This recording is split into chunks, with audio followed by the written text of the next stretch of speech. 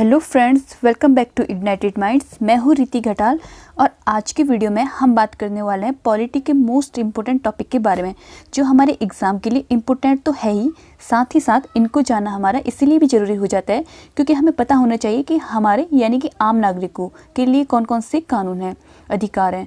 तो आज की वीडियो में हम बात करने वाले हैं फंडामेंटल राइट्स, मौलिक अधिकारों के बारे में। तो चलिए स्टार्ट करते हैं, लेकिन उससे पहले अगर आपने चैनल को सब्सक्राइब नहीं किया है तो पहले उसे सब्सक्राइब कर लीजिए और बेल आइकन दबाना बिल्कुल भी ना भूलिएगा। तो आज का हमारा टॉपिक स्टार्ट करते हैं फंडामेंटल राइट्स, मौलिक अधिकारों के बारे में। सबसे पहले हम यह जानेंगे कि हमने मौलिक अधिकार यानी फंडामेंटल राइट्स कौन से देश से लिए हैं। तो हमने जो फंडामेंटल राइट्स है वह यूएसए के संविधान से लिया है। और यूएसए के संविधान की बात की जाए तो 1789 में यूएसए का संविधान बना था और इसमें ही फंडामेंटल राइट्स की बात कही गई थी और यहीं से हमने मौलिक अधिकार को लिया है। और इसी पार्ट 3 में आर्टिकल 12 से लेकर 35 तक फंडामेंटल राइट्स की बात की जाती है। पार्ट 3 में आर्टिकल 12 से लेकर आर्टिकल 35 तक फंडामेंटल राइट्स के बारे में बताया गया है। और अभी वर्तमान की बात की जाए तो वर्तमान में हमारे मौलिक अधिकार हैं जो उनकी संख्या 6 हैं। लेकिन जब हमारा कॉन्स्टिट्यूशन बना था यानी कि संविधान बना था तब हमारे मौलिक अधिकारों की संख्या 7 थी। इसमें जो 7वां था वह था हमारा संपत्ति का अधिकार। इसको 44th अमेंडमेंट एक्ट 1978 में हटाकर इसे कानून अधिकार की श्रेणी में रख दिया गया था। और इसके साथ ही संपत्ति के अधिकार को आर्टिकल 301 में रखा है। याद रखना, आर्टिकल 301 में। तो अब वर्तमान की बात की जाए तो वर्तमान में हमारे फंडामेंटल राइट्स की संख्या 6 है।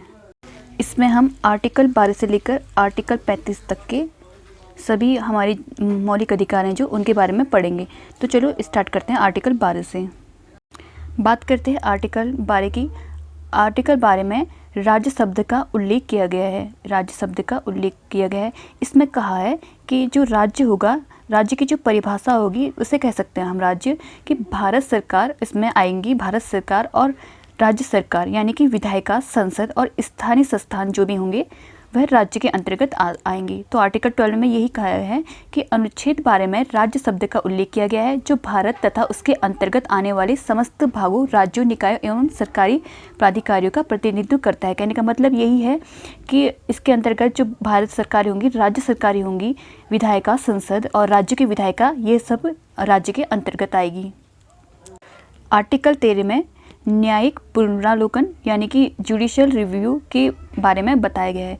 इसका मतलब यह है कि हमारे मौलिक अधिकार हैं तो उसकी रक्षा के लिए हमारी सरकार द्वारा बनाए गए प्रत्येक उस कानून की समीक्षा कर सकती है जिसमें व्यक्ति के मौलिक अधिकार का हनन होता है और ऐसे कानून को समाप्त कर सकती है।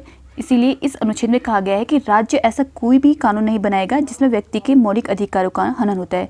अगर व्यक्ति के मौलिक अधिकारों का हनन होगा तो उसे न्यायपालिका अपनी पुनरावलोकन की शक्ति का प्रयोग करके उसे हटा सकती है। और जो ये न्यायिक पुनरावलोकन है, इसकी अवधारणा हमने अमेरिका के संविधान से ली है। अमेरिका के संविधान से ली है। इसमें 2 पार्ट हैं 13 के। पहले पार्ट में तो यही कहा गया है कि न्यायपालिका को जुडिशियल रिव्यू का उल्लेख है, यह बताया गया है। और 13(2) में बात की गई है, इसमें विधि के बारे में कहा गया है यानी कि लॉ वर्ड का यूज किया है आर्टिकल 13(2) में। आई होप कि आपको ये समझ आए होंगे। अब बात करते हैं हम अपने 6 फंडामेंटल राइट्स के बारे में। सबसे पहले जान लेते हैं कि ये कौन कौन से है। इसमें हमारा जो पहला है वह है समानता का अधिकार। समानता का अधिकार जिसकी चर्चा आर्टिकल 14 से आर्टिकल 18 तक की गई है। दूसरा है हमारा स्वतंत्रता का अधिकार और इसकी चर्चा की गई है 19 से लेकर 22 तक। तीसरा है हमारा शोषण के विरुद्ध अधिकार। शोषण के विरुद्ध अधिकार और इसकी जो चर्चा की गई है वह की गई है आर्टिकल 23-24 में।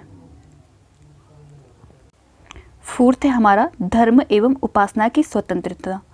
धर्म एवं उपासना की स्वतंत्रता और इसका उल्लेख आर्टिकल 25 से लेकर 28 तक किया है। पांचवा है हमारा संस्कृति को संरक्षित करने का अधिकार। संस्कृति को संस्कृति को संरक्षित करने का अधिकार। और इसकी चर्चा जो की है वह की है आर्टिकल 29 और 30 में। और लास्ट है जो हमारा छठा, वह है संवैधानिक उपचारों का अधिकार, और इसकी चर्चा की गई है आर्टिकल 32 से लेकर 34 तक। अब हम इनके बारे में डिटेल से जानेंगे। उससे पहले हमें देख लेते हैं कि इसमें क्या लिखा है। मौलिक अधिकार देश के प्रत्येक नागरिक के अधिकार हैं जो किसी व्यक्ति विकास के लिए आवश्यक है। और भारतीय संविधान में जो विश्व का सबसे बड़ा संविधान है उसमें भारतीय नागरिक के मौलिक अधिकारों के इसके भाग 3 और अनुच्छेद 12 से 35 तक दिया गया है। संविधान में दर्शाए गए 6 मौलिक अधिकार को संयुक्त राज्य अमेरिका यूएसए के संविधान से लिया है। प्रारंभ में 7 संविधान अधिकार मौलिक अधिकार थे, लेकिन बाद में 44 अमेंडमेंट एक्ट 1978 में संपत्ति के अधिकार को हटा दिया था। प्रत्येक नागरिकों को अपने मौलिक अधिकार के बारे में पता होना चाहिए जो स्पष्ट रूप से दिखे। तो आपको जो ये सब चीज़ें मैं आपको बता चुकी हूँ। अब बात करते हैं हमारे समानता के अधिकार के बारे में, यानी राइट टू इक्वलिटी के बारे में। जो हमारा समानता का अधिकार है ये आर्टिकल 14 से लेकर आर्टिकल 18 तक है। इसमें जो हमारा आर्टिकल 14 है उसमें कहा गया है इक्वलिटी बिफोर लॉ, यानी कि कानून विधि के समक्ष समानता का अधिकार। अब इसके बारे में जान लेते हैं कि ये क्या है। आर्टिकल 14 में हमें 2 बातों का विशेष ध्यान रखना होगा। इसमें पहला है हमारा विधि के समक्ष समानता। विधि के समक्ष समानता, इसका मतलब यह है कि हमारे देश में कोई भी गरीब अमीर, कोई भी प्रधान या कोई भी व्यक्ति हो, उन सब के लिए कानून समान है, यानी कि कानून की नज़र में सभी व्यक्ति समान है। तो इसका मतलब यही है विधि के समक्ष समानता। और जो ये टर्म है यह हमने ब्रिटेन के संविधान से लिया है। ये बात भी ध्यान रखना कि जो विधि के समक्ष समानता है वह हमने ब्रिटेन के संविधान से लिया है। इसमें हमारा जो दूसरा टर्म है वह है विधियों के समान संरक्षण। विधियों की समान संरक्षण, इसका मतलब यह है कि समान परिस्थितियों के वाले व्यक्तियों के साथ समान कानून होगा, यानी कि जिनकी परिस्थिति समान है उनके लिए समान कानून बनाया जाएगा। और जो ये टर्म है यह हमने अमेरिका के संविधान से लिया है, अमेरिका के संविधान से। और जो इससे पहले हमने बात की थी विधि के समक्ष समानता, यह हमने ब्रिटेन के संविधान से लिया था। और विधियों के समान संरक्षण यह हमने अमेरिका के संविधान से लिया है।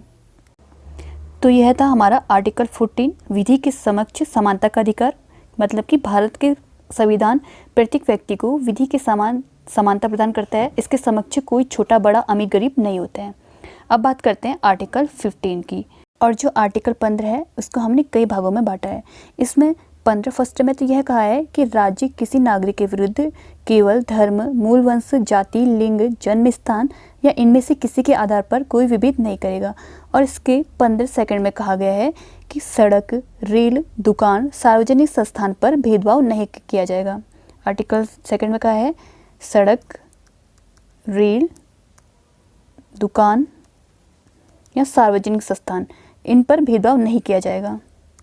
आर्टिकल 15 के थर्ड पार्ट में कहा है कि सामाजिक और आर्थिक रूप से जो पिछड़े राज्य हैं उनके लिए जो राज्य है उनके लिए एक विशेष प्रावधान बना सकती है। ये बात आर्टिकल 3 में कही है। और आर्टिकल 4 जो कि हमारे लिए इम्पोर्टेंट रह सकता है क्योंकि इसमें कहा गया है कि शैक्षणिक आरक्षण दिया जाएगा, यानी कि एजुकेशन के लिए जो आरक्षण है यह 15(4) में ही दिया जाता है। इसके अंतर्गत ही 143 अमेंडमेंट एक्ट हुआ था EWS के लिए, यानी कि इकोनॉमिकल वीकर सेक्शन के लिए एक अमेंडमेंट हुआ था, 103वां अमेंडमेंट। इसमें कहा गया था कि जो आर्थिक रूप से कमज़ोर है उनको 10% आरक्षण दिया जाएगा। तो 15(3) में ही 15(4) के अंतर्गत ही शैक्षणिक आरक्षण दिया जाता है। और इसी कारण से आर्टिकल 56 में आर्टिकल 56 में राज्य ने EWS के लिए एक विशेष प्रावधान बनाए थे। राज्य ने EWS के लिए विशेष प्रावधान बनाए गए थे। तो अब देखो यहाँ से क्वेश्चन कैसे आ सकते हैं। इसमें पूछा जा सकता है कि EWS के लिए विशेष प्रावधान कौन से आर्टिकल में है। तो आपका आंसर हो जाना चाहिए 15(6) में। 15 के भाग 6 में EWS के लिए विशेष प्रावधान का वर्णन किया गया है। और 103 अमेंडमेंट एक्ट है जो वह EWS के लिए ही बना है। जब 103 अमेंडमेंट एक्ट हुआ था तो उसमें इंडियन कॉन्स्टिट्यूशन में 2 सेक्टर जोड़े गए थे। याद रखना, 2 सेक्टर जोड़े गए थे। एक तो जोड़ा था हमने 15 के छठे भाग में जोड़ा था, और एक जोड़ा था हमने आर्टिकल 16 के छठे भाग में। याद रखना, आर्टिकल 16 के छठे भाग में जोड़ा है, और 15 के छठे भाग में भी 103 अमेंडमेंट एक्ट के तहत EWS के लिए हमने प्रावधान बनाए हैं, आर्टिकल 15(6) और 16(6) के में। अब बात करते हैं आर्टिकल 16 के बारे में। आर्टिकल 16 में कहा गया है सार्वजनिक रोजगार में अवसर की समानता, यानी कि equality of opportunities in public employment. इसमें कहा गया है कि जो हमारे आरक्षण होंगे यह इसी के अंतर्गत आएंगे। और जैसे आपने ऊपर मैंने बताया था कि 103वां जो अमेंडमेंट एक्ट हुआ था इसके तहत EWS को जोड़ा था। तो EWS में 2 सेक्टर 103 के अंतर्गत 2 सेक्टर जोड़े गए थे। एक तो 15(6) में जोड़ा गया था और एक 16(6) में जोड़ा गया था। तो ये जो 16 आर्टिकल की हम बात कर रहे हैं, इसके अंतर्गत 16(6) में EWS के बारे में बताया है कि जो सरकार होगी 10% आरक्षण देगी इकोनॉमिकल वीकर सेक्शन को। अब बात करते हैं आर्टिकल 17 के बारे में। आर्टिकल 17 कहता है अस्पृश्यता का उन्मूलन और इस प्रथा का निषेध, यानी कि एबोलिशन ऑफ अनटचेबिलिटी। इसके अंतर्गत एक अधिनियम लाया गया था जिसका नाम है अस्पृश्यता उन्मूलन अधिनियम 1955 का, अस्पृश्यता उन्मूलन अधिनियम 1955 का। इस अनुच्छेद के तहत भारत से छुआछूत का अंत कर दिया गया था, और भारतीय संविधान में यह व्यवस्था कर दी गई थी कि किसी भी तरह की ऊंच नीच होगा जो वह कानूनन अपराध होगा, और इसके लिए ही 1955 में अस्पृश्यता उन्मूलन अधिनियम पारित कर दिया गया था। और अगर कोई व्यक्ति छुआछूत करता पाया जाएगा तो उस पर केस होगा, और जो केस होता है यह बहुत बड़े लेवल का होता है, यानी कि इसमें जो केस को अधिकारी जो काम करते हैं इसके लिए ये SP लेवल का अधिकारी होता है, तो ये बहुत बड़ा केस माना जाता है। अब बात करते हैं हम आर्टिकल 18 की। जो आर्टिकल 18 है उसमें कहा गया है कि सैन्य और शैक्षणिक क्षेत्रों को छोड़कर पदवी की समाप्ति, यानी कि एबोलिशन ऑफ टाइटल्स, उपाधियों का अंत। इसमें बताया गया है कि सैन्य और शैक्षणिक संस्थान इनको छोड़कर, यानी कि शिक्षा और सेना, इन दोनों क्षेत्रों को छोड़कर भारत के प्रत्येक क्षेत्र से उपाधियों का अंत कर दिया जाएगा। भारत का कोई भी नागरिक किसी राज्य से कोई उपाधि स्वीकार नहीं करेगा, और इसमें जो भारत के नागरिक हैं जो विदेशी हैं, यानी कि जो विदेश में रहते हैं, अगर उन्हें कोई वहाँ से टाइटल मिलता है तो वह टाइटल केवल राष्ट्रपति की सहमति से ही ले सकते हैं। उसमें राष्ट्रपति की सहमति अनिवार्य होनी चाहिए, तभी वह विदेशी से प्राप्त टाइटल ले सकते हैं। तो यह सब था हमारी समानता के अधिकार के बारे में जो हमने पढ़ चुके हैं। इसमें लास्ट में ये लिखा है कि भारत के संविधान द्वारा दी गई समानता के अधिकार का अपवाद है किसी राज्य का राज्यपाल या राष्ट्रपति किसी न्यायालय के प्रति जवाबदेह नहीं होता है।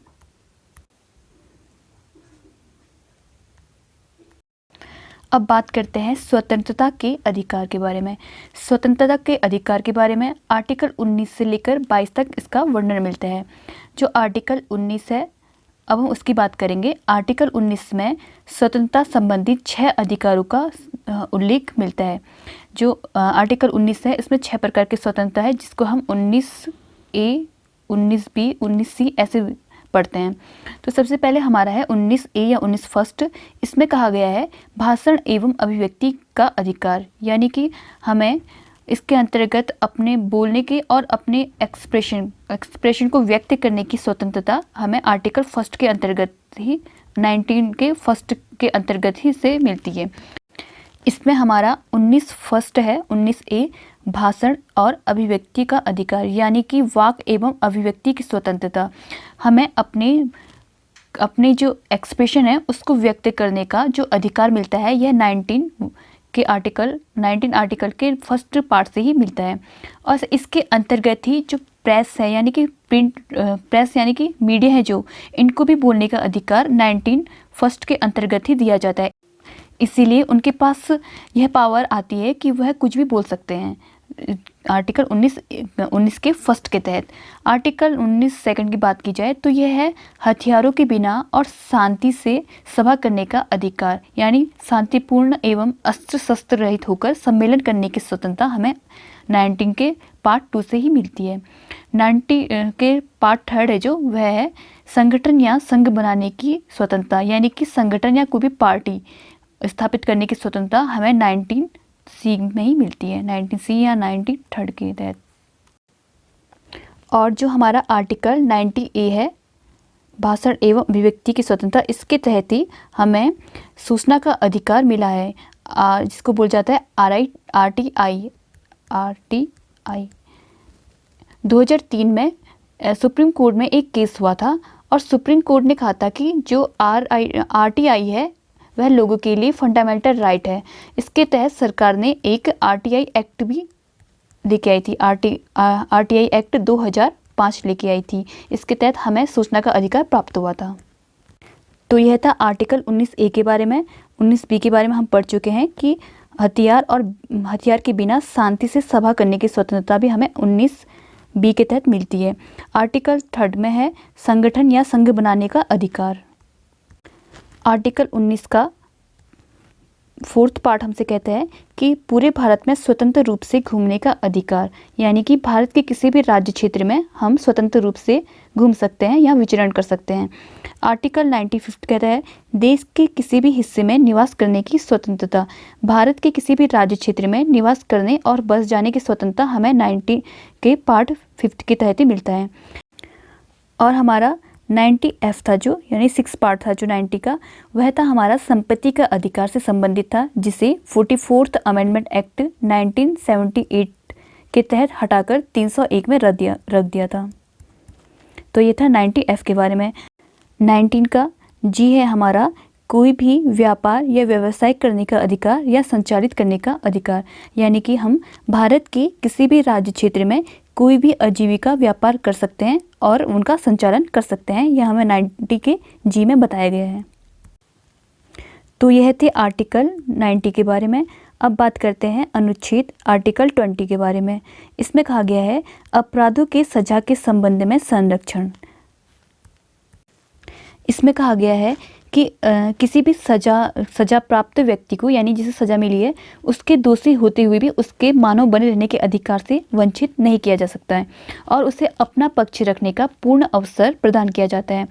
इस व्यवस्था को बनाए रखने के लिए संविधान के द्वारा 3 मौलिक अधिकार अपराधियों के लिए व्यवस्थित किए गए हैं। 3 मौलिक अधिकार, उनके बारे में बात कर लेते हैं। जो 20 का फर्स्ट है वह कहता है कि जिस समय अपराध किया गया हो उस समय की विधि लागू होगी। यानी कि मान लेते हैं एक व्यक्ति ने 20 दिसंबर को चोरी की, 20 दिसंबर को चोरी की, तो उस टाइम पे जो सज़ा थी वह 7 साल की सज़ा मिलती थी।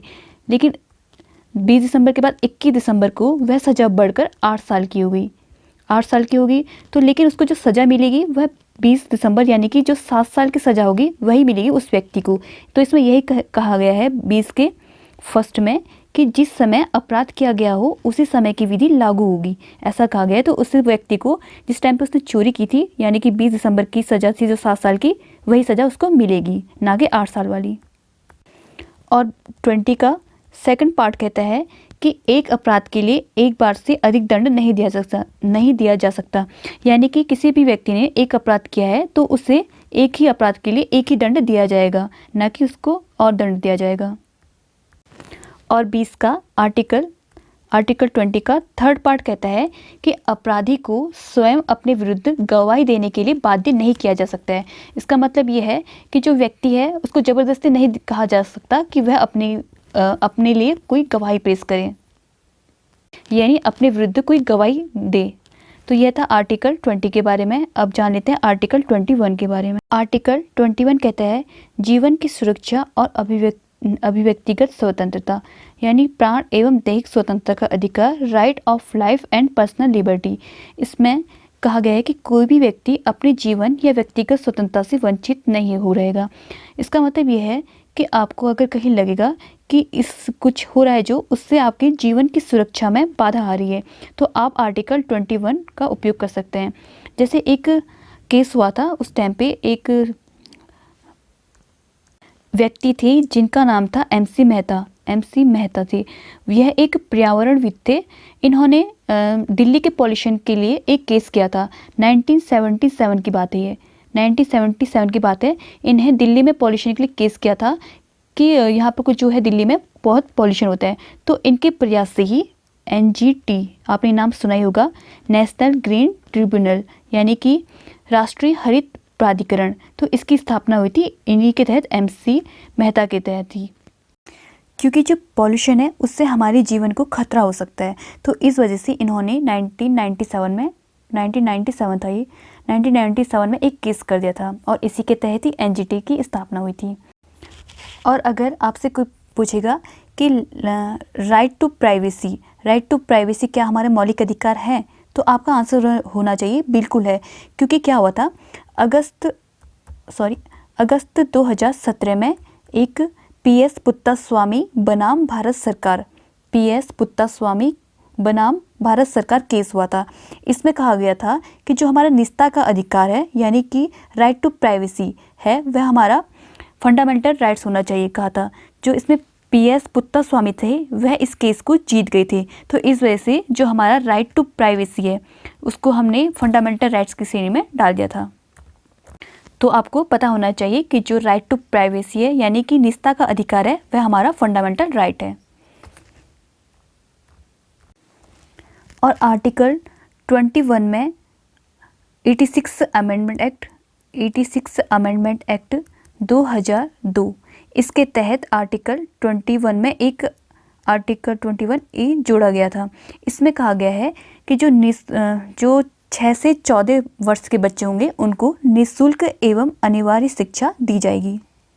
याद रखना, आर्टिकल 21A में 6 से 14 वर्ष के बच्चों के लिए अनिवार्य शिक्षा का अधिकार है। और ये कब जोड़ा गया था ये भी ध्यान में रखना, 86 अमेंडमेंट एक्ट यानी संविधान संशोधन 2002 के तहत आर्टिकल 21A जोड़ा गया था। कहीं कहीं आपने कैपिटल A देखा होगा और कहीं कहीं आपने स्मॉल a भी देखा होगा। जैसे हमने आर्टिकल 19 की बात की थी तो उसमें हमने A, B ऐसे बात किया था, तो स्मॉल a का यूज किया था और यहाँ पर कैपिटल A है। तो आइए इनका मतलब जानते हैं। जो हमारा आर्टिकल यानी कि कैपिटल A है, इसका मतलब ये है कि यह संविधान में बाद में जोड़ा गया है, यानी कि जो कैपिटल A है उसे संविधान में बाद में जोड़ा है। और जो स्मॉल a है, स्मॉल e का मतलब है कि यह संविधान में पहले से ही है। ठीक है, याद रखना कि जो हमारा कैपिटल A है वह जोड़ा गया है, और अगर आपको स्मॉल a दिखेगा तो इसका मतलब ये है कि यह ओरिजिनली है, यानी पहले से था संविधान में।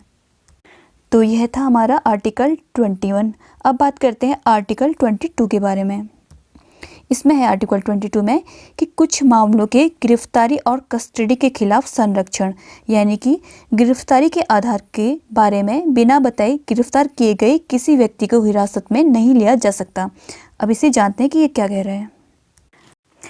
अगर किसी व्यक्ति को गिरफ्तार किया जाता है तो उसे गिरफ्तारी का कारण बताना होगा। सबसे पहले तो उसे गिरफ्तार क्यों किया गया है, और उसे अपने मन से वकील रखने का भी अधिकार होता है। यह हमें आर्टिकल 22 के पहले पार्ट में मिलता है। और आर्टिकल 22 के सेकंड पार्ट में कहा गया है कि गिरफ्तार किया जाता है, अगर किसी व्यक्ति को गिरफ्तार किया जाता है तो 24 घंटे के अंदर उसे न्यायालय के सामने लाना होगा। अगर किसी व्यक्ति को गिरफ्तार किया गया है तो उसे 24 घंटे के अंदर अंदर न्यायालय के समक्ष लाना होगा। ये हमें आर्टिकल 22 के सेकंड पार्ट में मिलता है। आर्टिकल 22 के थर्ड पार्ट में कहा गया है कि निवारक गतिविधियों के बारे में बताया गया है। कहने का मतलब ये है निवारक गतिविधियों के से कि अगर किसी चीज़ को घटित होने से पहले रोक देना, यानी कि इस व्यवस्था के अनुसार किसी भी संदिग्ध व्यक्ति को, मतलब कि जिस पर हमें संदेह है कि ये व्यक्ति कुछ गलत काम कर सकता है, तो पुलिस इस आशय से हिरासत में ले सकती है कि वह किसी अपराध को अंजाम दे सकता है।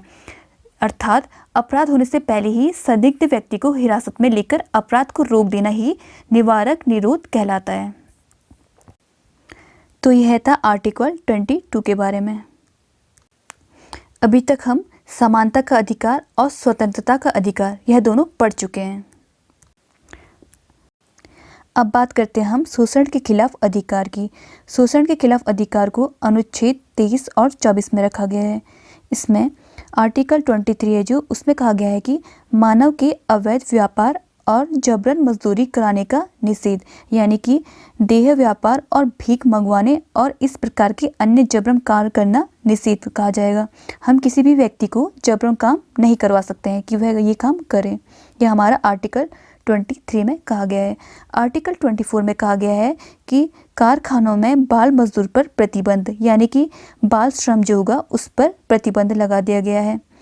14 वर्ष से कम आयु के किसी भी बच्चे को किसी कारखाने या खादान में काम करने के लिए किसी अन्य खतरनाक रोजगार में संलग्न नहीं किया जा सकता है। जो 14 वर्ष से कम आयु के बच्चे होंगे उन्हें हम कारखाने में काम करने के लिए बाध्य नहीं कर सकते हैं। कारखानों के साथ साथ किसी भी उद्योग में अगर वह काम कराएगा तो वह बाल श्रम कहलाएगा, जिसे पूरी तरह से निषेध कर दिया गया है। इसी के तहत ही बधवा मजदूरी एक्ट 1976 लाया गया था। बधवा मजदूरी एक्ट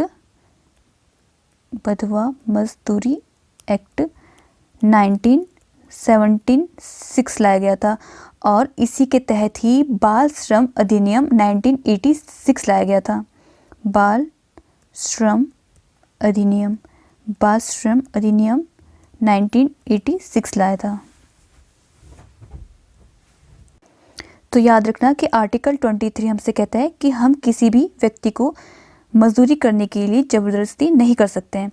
और आर्टिकल 14 कहता है कि 14 वर्ष से कम आयु के बच्चे को हम किसी भी कारखाने या खादान में काम करने के लिए बाध्य नहीं कर सकते हैं। और इसके अंतर्गत ही एक्ट लाया गया था बाल श्रम अधिनियम 1986 और दूसरा था बधवा मजदूरी एक्ट 1976। ये बात याद रखना। अब बात करते हैं हम हमारा अगला फंडामेंटल राइट है जो धर्म स्वतंत्रता का अधिकार, जिसकी चर्चा संविधान के अनुच्छेद 25 से लेकर 27 तक की गई है। अब हम इनको एक एक करके पढ़ेंगे। आर्टिकल 25 हमसे कहता है मान्यता और पेशा चयन, धर्म चयन और इसके प्रचार की स्वतंत्रता। कहने का मतलब ये है कि हम अपने धर्म को आबाद रूप से मान सकते हैं, यानी कि अंतःकरण और धर्म को आबाद रूप से मानेंगे और उनको प्रचार प्रसार भी कर सकते हैं और उनका आचरण भी कर सकते हैं। यह हमें आर्टिकल 25 कहता है। और आर्टिकल 26 है हमारा धार्मिक कर्म के प्रबंधन की स्वतंत्रता, यानी कि इस अनुच्छेद के तहत हम जो हमारे धार्मिक होंगे पूजा पाठ यह सब हम करा सकते हैं। आर्टिकल 26 कहता है। 27 कहता है किसी धर्म के विकास के लिए खोली गई धार्मिक संस्थाओं की जो आय कर होगी वह मुक्त होगी। इसमें लिखा है कि राज्य किसी भी नागरिक को किसी विशेष धर्म या धार्मिक संस्थानों के प्रचार या रखरखाव के लिए कोई कर देने के लिए बाध्य नहीं कर सकती है। यानी कि अगर वह जो धार्मिक संस्था है वह अपनी धार्मिक संस्थाएं खोलेंगी तो उनको जो टैक्स होगा वह नहीं देना पड़ेगा, वह टैक्स फ्री होगी। यह हमें आर्टिकल 27 कहता है। आर्टिकल 28 कहता है शिक्षण संस्थानों के धार्मिक शिक्षा या पूजा में भाग लेने की स्वतंत्रता। इसके अंतर्गत ही जो हमारे राज्य में जो शिक्षण संस्था होंगी राज्य में, उसमें जो धार्मिक शिक्षा होगी वह नहीं दी जाएगी। याद रखना, राज्य की जो शिक्षण संस्था है उसमें धार्मिक शिक्षा नहीं दी जाएगी। अगर बात करें निजी शिक्षण संस्थाओं की, निजी, तो उस पर हाँ जो धार्मिक शिक्षा है वह दी जाएगी, लेकिन जो विद्यार्थी है अगर वह धार्मिक शिक्षा नहीं पढ़ना चाहता तो उसे कोई बाध्य नहीं किया जाएगा कि वह धार्मिक शिक्षा पढ़े। और अगर अल्पसंख्यक की बात की जाए, अल्पसंख्यक में अनिवार्य है धार्मिक शिक्षा देना और जो विद्यार्थी है उनको भी धार्मिक शिक्षा लेना अनिवार्य है। याद रखना, राज्य में धार्मिक शिक्षा नहीं दी जाएगी, निजी क्षेत्र में दी जाएगी, लेकिन बच्चों को बाध्य नहीं किया जाएगा कि वे धार्मिक शिक्षा लें। और अल्पसंख्यक में धार्मिक शिक्षा भी दी जाएगी और अनिवार्य रूप से धार्मिक शिक्षा भी लेना अनिवार्य है। तो यह था हमारा धर्म स्वतंत्रता का अधिकार, जिसकी चर्चा हम कर चुके हैं। अब बात करते हैं हमारे 5वें फंडामेंटल राइट्स के बारे में, जो है सांस्कृतिक और शैक्षणिक अधिकार, जिसकी चर्चा अनुच्छेद 29 और 30 में कही है। सबसे पहले जान लेते हैं कि आखिरकार संस्कृति क्या होती है।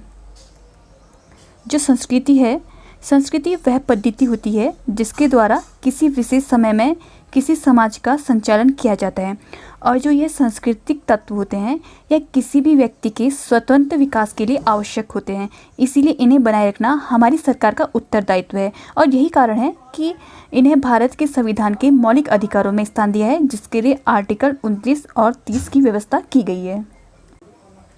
जिसमें हमारा आर्टिकल 29 कहता है अल्पसंख्यक वर्गों के हितों का संरक्षण। इस अनुच्छेद के तहत किसी भी व्यक्ति को अपनी भाषा, लिपि और संस्कृति को बनाए रखने का अधिकार होता है।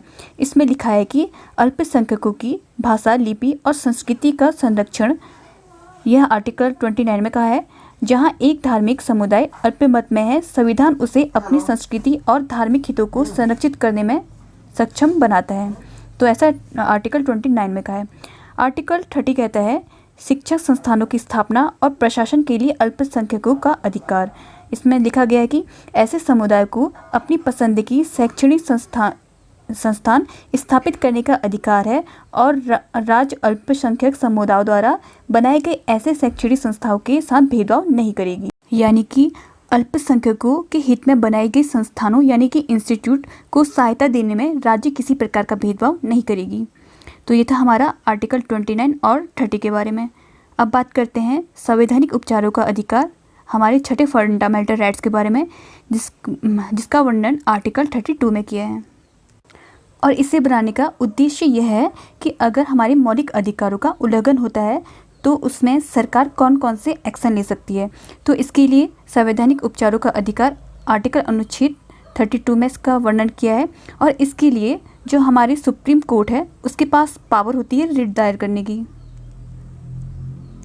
तो उसके पास ही पावर है कि वह रिट दायर कर सकती है। और डॉक्टर अंबेडकर ने आर्टिकल 32 को संविधान की आत्मा कहा है। याद रखना कि जो डॉक्टर भीमराव अंबेडकर जी थे, इन्होंने आर्टिकल 32 को संविधान की आत्मा कहा है। और संविधान के आर्टिकल 32 के सेकंड पार्ट में 5 रिट की चर्चा की गई है। अब इनके बारे में जान लेते हैं कि ये कौन कौन सी है। पहली है हमारी बनती प्रत्यक्षीकरण, जिसे इंग्लिश में बोलते हैं हेबियस कॉर्पस। सेकंड है हमारी परमादेश मंडामस। थर्ड है हमारी उत्प्रेक्षण लेख सर्शियोररी। फोर्थ है हमारा प्रतिषेध प्रोहिबिशन। फिफ्थ है हमारी अधिकार प्रेक्षा क्व वारंटो। तो यह थी हमारी 5 प्रकार की रिट। अब इनके बारे में हम डिटेल से जान लेते हैं। इसमें सबसे पहले हम बात करेंगे बंदी प्रत्यक्षीकरण यानी हेबियस कॉर्पस के बारे में। इसमें यह होता है कि इस रिट के अनुसार यदि किसी व्यक्ति को बंदी बनाया जाता है, याद रखना यदि किसी व्यक्ति को बंदी बनाया जाता है तो उसे उचित कारणों के सहित 24 घंटे के अंदर न्यायालय के समक्ष प्रस्तुत करना होगा।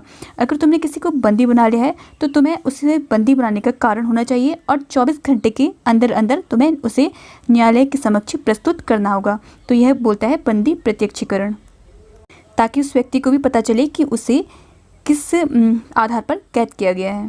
तो इसमें यही लिखा हुआ है कि यह आधिकारिक या एक निजी व्यक्ति को जारी किया जाता है जिसने किसी अन्य व्यक्ति को अपनी हिरासत में रखा है। बाद में अदालत के सामने पेश किया जाता है ताकि अदालत को यह पता चल सके कि उसे किस आधार पर कैद किया गया है। तो यह था बंदी प्रत्यक्षीकरण के बारे में। सेकंड रिट है जो वह है हमारी परमादेश यानी कि मंडामस। परमादेश का शाब्दिक अर्थ ही होता है हम आदेश देते हैं। इसमें क्या होता है, यह व्यक्ति को कुछ सार्वजनिक या कानूनी कर्तव्य करने का आदेश देता है जिसे व्यक्ति ने मना कर दिया है। कहने का मतलब ये है कि परमादेश का लेख उस समय जारी किया जा सकता है जब कोई पदाधिकारी, याद रखना कोई पदाधिकारी अपने सार्वजनिक कर्तव्यों का निर्वाह नहीं करता है और इस प्रकार के आज्ञा पत्र के आधार पर जो पदाधिकारी है उसे उसके कर्तव्य का पालन करने का आदेश जारी किया जाता है, इसीलिए इसे परमादेश कहा जाता है। अब बात करते हैं थर्ड रिट के बारे में जो कि है निषेध यानी कि प्रोहिबिशन। फोर्थ है हमारा सर्टियोरेरी जिसे बोलते हैं हिंदी में उत्प्रेक्षण। इसमें यह रिट कोर्ट या ट्रिब्यूनल के आदेश या फैसले को रद्द करने के लिए अदालतों या ट्रिब्यूनलों के खिलाफ भी जारी किया जाता है। आदेश होने के बाद इसे जारी किया जा सकता है। इसको समझते हैं इस बात को। इस रिट के द्वारा सर्वोच्च न्यायालय यह निर्णय लेता है कि यदि अधीनस्थ न्यायालय अपनी सीमा से बाहर कोई निर्णय ले लिया है उसने, तो उस निर्णय को जो सर्वोच्च न्यायालय है वह रद्द कर सकता है। इससे पहले जो हमने रिट पढ़ी थी निषेध, इसमें यह था कि जो सर्वोच्च न्यायालय है अपने अधीनस्थ न्यायालय यानी कि लोअर कोर्ट को आदेश देता है कि वह अपने अधिकार क्षेत्र में ही कार्य करे, उससे आगे नहीं बढ़े। लेकिन जो सर्टियोरेरी है इसमें यह कहा गया है अगर उन्हें अपने सीमा क्षेत्र से बाहर कोई निर्णय ले लिया है तो जो सुप्रीम कोर्ट है वह इस निर्णय को निरस्त कर सकता है। ऐसा सर्टियोरी में लिख रखा है। 5वां है हमारा क्वो वारंटो, यानी कि इसको बोला जाता है अधिकार परीक्षा। इसमें यदि कोई व्यक्ति अपने पद से बाहर जाकर किसी दूसरे पद पर अतिक्रमण करता है तो ऐसी स्थिति में सर्वोच्च न्यायालय उस व्यक्ति को के अधिकार की जांच करके उसे पद से हटने का आदेश देता है।